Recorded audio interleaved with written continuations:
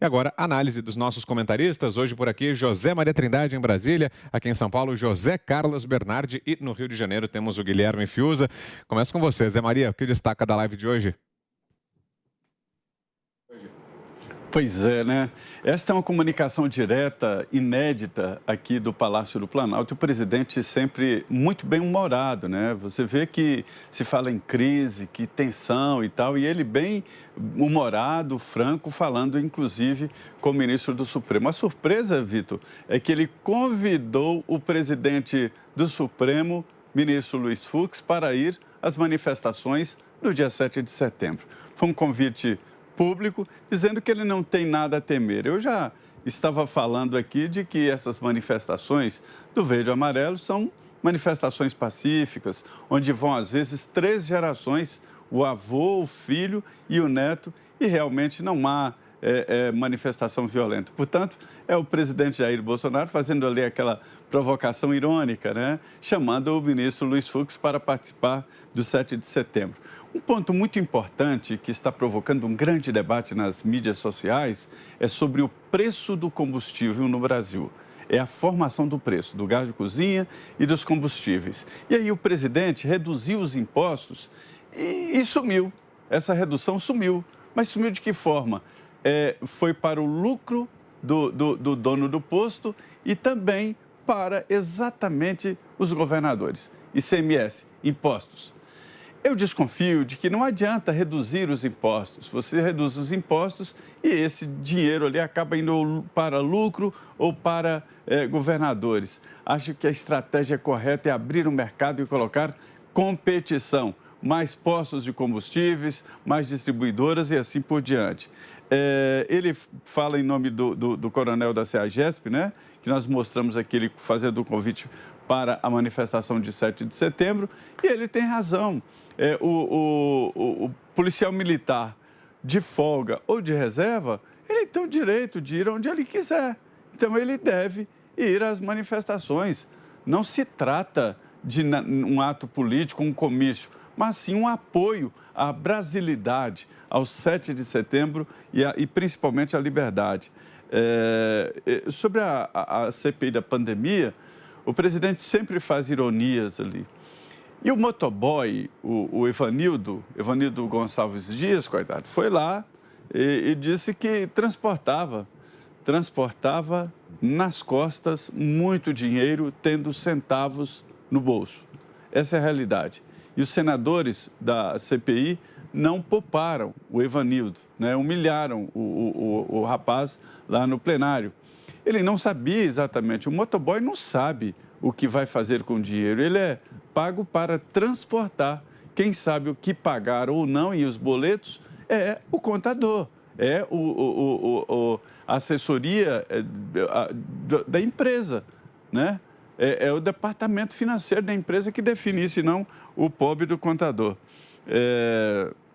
Ele falou também sobre o nióbio, ele vem batendo nessa tecla aí do grafeno e do nióbio, que são materiais nobres e de futuro. E ninguém presta muita atenção, e a gente vê aqui no Brasil, quando principalmente eu coloco ali o mapa das reservas indígenas, uma coincidência muito grande de nióbio e de grafeno, que são elementos que não são encontrados em todo lugar e que são possivelmente elementos de futuro, para tecnologia de futuro. E ele chama a atenção de uma maneira muito boa. E a outra queixa do presidente, que parece aquelas brigas mesmo de escola, né? Que o ministro diz, mexeu com um, mexeu com todos. Isso não é briga da rua de cima contra a rua de baixo, não, gente. Isso é a República do Brasil. Todos devem e podem e devem ser criticados, porque ninguém é perfeito, todos são humanos como nós, né? Então, é esse o tom aí da fala do presidente nessa live. Muito boa, muito descontraída. Valeu, Zé. Você, Fiuza? Eu destacaria também, a partir desse convite que o presidente fez, ele fez um convite alegórico ali, evidentemente, né? Mas ele falou, sim, que gostaria que o ministro Luiz Fux, presidente do STF, o acompanhasse nesses atos de 7 de setembro, comemorativos da independência do país, né? Ele colocou essas palavras para distensionar, pelo menos no discurso, né, distensiona, e, evidentemente, aludindo ao discurso do ministro Fux, que falava sobre perigos de recaídas, perigos à democracia, né? Nessa linha, então, o presidente comentou o que, na visão dele, tem sido gestos e ações antidemocráticas. Aí ele fez uma figura de linguagem impessoal, ele falou, porque nós aqui em Brasília não podemos, né, um ou dois de nós, achar que podemos fazer o que temos vontade usando as nossas atribuições para ultrapassar as leis, né? E, evidentemente, que ele estava se referindo a um ou dois ministros do Supremo, porque ele falou em prisões arbitrárias, falou em supressão de liberdade de expressão, né? Citou aquela questão da desmonetização absurda, né? Aí protagonizada pelo Tribunal Superior Eleitoral, isso um ato realmente ditatorial. O presidente aproveitou para assinalar, né, movimentos que não são democráticos, que na visão dele ele não nominou, né? Ele falou, generalizou as autoridades em Brasília, se colocou ali, mas evidentemente ele estava se referindo a atos vindos de ministros do STF. E ele falou rapidamente também sobre essa questão da tentação de entidades privadas e públicas de, mesmo sem o famigerado passaporte sanitário, que é ilegal, mesmo sem isso, passar a impor, a condicionar a apresentação de cartão de vacinação contra a Covid para que as pessoas possam participar de atividades, de serviços e viver em sociedade. O presidente, acho que fez um comentário brando sobre isso, ele repetiu que é contra. Eu acredito que na posição dele, talvez ele possa mais do que isso, porque realmente, na prática, diversas instituições estão empurrando a população para um experimento. São vacinas com estudos inconclusos, tanto de eficácia e de segurança. É preciso cada um avaliar com o seu médico, é preciso estudar, é preciso, inclusive, chegar a conclusões sobre uma empresa, por exemplo, né? Quer dizer, você tem vacinas que não barram a transmissão, então não é uma ética coletiva você obrigar todos a estarem vacinados, porque com a vacina pode haver infecção e transmissão, todas as que estão em aplicação permitem que isso aconteça. Não é uma ética coletiva, é uma propaganda com objetivos ainda não muito claros, mas que não fazem bem à saúde das pessoas, no sentido que elas perdem a sua liberdade, e os efeitos adversos estão em estudos. Não podem ser escondidos, né? Os óbitos, os problemas sérios ou até mais brandos de alergias, etc., mas a pessoa pode sim, deve sim, né? Um jovem, por exemplo, que toma uma vacina, pode ser que ele não venha a óbito, pode ser que ele não tenha, ao longo dos anos, um problema maior neurológico, mas ele pode sofrer muitos dias, por exemplo, de dores físicas, né? Como vimos o músico Eric Clapton, que até hoje está tentando recuperar movimento das mãos. Isso tudo é muito sério, isso tudo diz respeito à saúde das pessoas, à escolha das pessoas com os seus médicos, e não pode ser um objeto de uma propaganda avassaladora. Isso não tira, não abre caminho para fora da pandemia, isso tem outros objetivos que não estão claros até agora. Quero ouvir o caríssimo parceiro Bernardi, feliz de vê-lo de volta e feliz de estar com ele de novo nessa bancada. É isso, a novidade que a gente preparou aqui para esta quinta-feira, José Carlos Bernardi com a gente também aqui para análise da live do presidente Jair Bolsonaro. Que destaca, Bernardi? Vamos lá, tudo bem, Vitor? Obrigado aí pela oportunidade, Vitor Brown, o colega querido Guilherme Fiuza e Amado José Maria Trindade, olha, eu fiz alguns apanhados aqui, eu queria ser não muito demorado, mas o presidente, para nós, quando se abriu a live, ele começa falando da ação direta de inconstitucionalidade que trata da emenda 33 de 2001 a respeito do ICMS dos combustíveis. Este é um ponto nevrálgico para o país, porque combustível, se aumenta o preço na bomba, é um efeito de bomba para toda a cadeia produtiva. Aumenta o preço de praticamente tudo. Então, o presidente, este ano, baixou o preço do diesel, baixou o preço do gás, baixou, na verdade, zerou alíquotas federais de diesel e gás. E o que fizeram 17 governadores? Compensaram, aumentaram os impostos estaduais. Isso não pode, isso é um crime contra a economia popular. Olha, se o governo federal quer baixar o preço do combustível porque baixa o custo do Brasil, vêm os governadores no país inteiro praticamente e sobem os seus impostos estaduais. Por quê? Por birra do presidente. E quem paga essa conta? Quem paga essa conta é você, sou eu, é o brasileiro comum. Quanto que se puxa, parece aquela corda, né, que a gente brincava quando era criança, né? Um puxa de um lado, puxa de outro. Poxa, vamos ter um pouco de consciência, governadores. Vamos ter um pouco de brasilidade, pelo menos um pouco de brasilidade e pensar no povo. Olha, essa é uma guerra fiscal que não é novidade. Ela já vem de longo tempo e precisa acabar, porque quem paga a conta é o brasileiro. Então temos aí uma ação direta de inconstitucionalidade, porque o preço poderia ser reduzido hoje a 1,20, o chama pauta. Sabe como é que é essa questão da pauta do combustível? O governo arbitra que vai ser R$ 7,00, e aí ele coloca lá o imposto sobre R$ 7,00. Mesmo que o posto de gasolina venda a 5, você está pagando imposto sobre 7.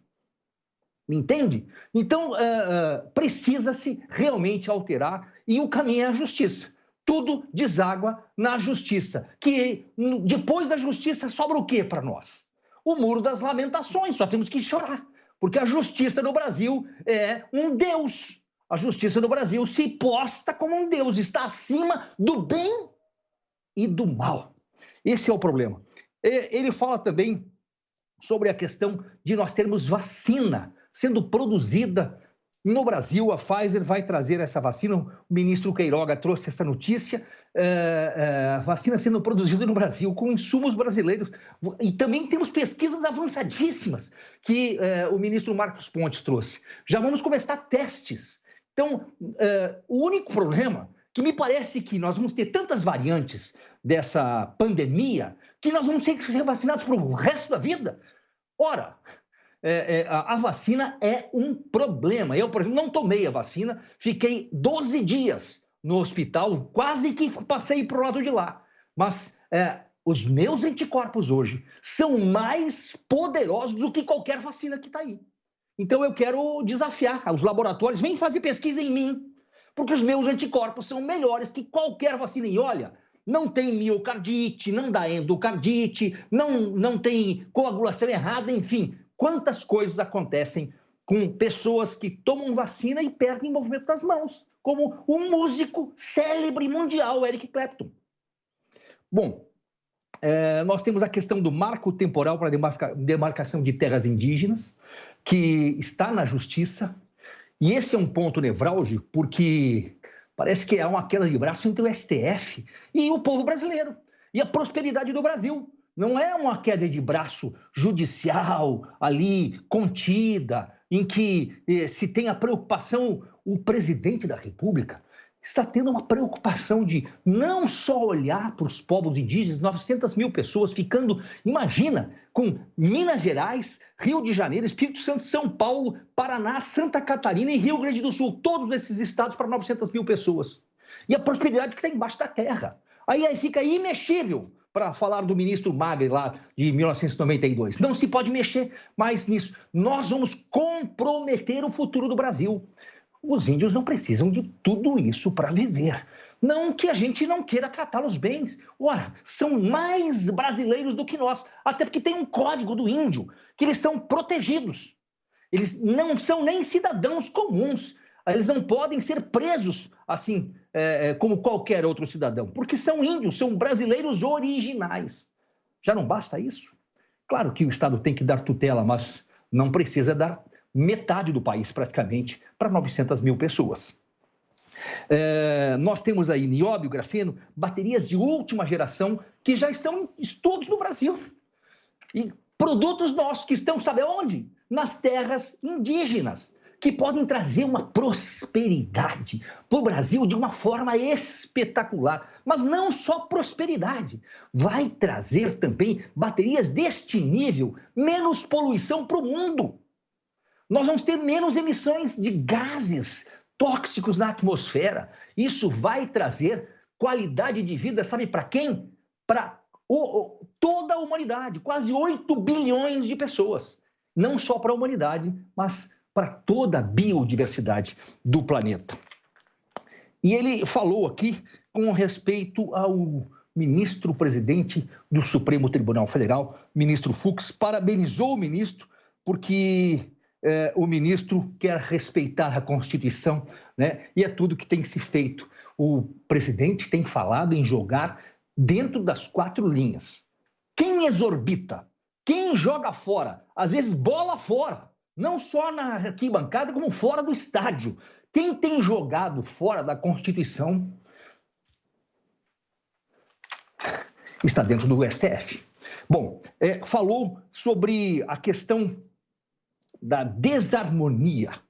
A desarmonia que seria dar um golpe no Brasil, sendo que ele é o presidente. Como que um presidente vai dar um golpe? Ele é o próprio presidente e tem a caneta poderosa na mão. É uma BIC, mas é uma caneta poderosa. Então não tem como dar golpe. E que se espera que em 7 de setembro o povo vá pacificamente. Famílias enroladas na bandeira, mostrando ali a brasilidade. Mostrando o quanto nós amamos esta pátria. E olha, eu tenho 54 anos de idade, eu nunca vi nessa minha história de vida tanto patriotismo como se despertou nestes últimos anos aqui no Brasil. E este personagem que hoje habita no Palácio da Alvorada é um dos grandes responsáveis por ter acordado o nosso amor pela pátria.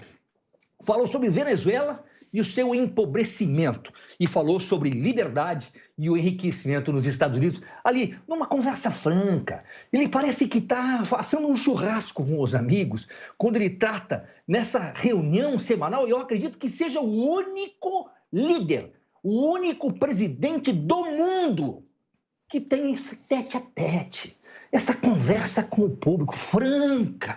Ele conversa com o brasileiro, ele é um dos brasileiros, fala palavrão, fala merda, fala qualquer coisa, mas ele é original. Tem defeitos? Muitos defeitos. Mas vamos tirar os olhos tão somente dos defeitos e vamos olhar o que tem sido feito pelo Brasil, um presidente patriota que nós temos. Um presidente que olha para dentro do Brasil, que olha para o brasileiro, olha para o coração do brasileiro.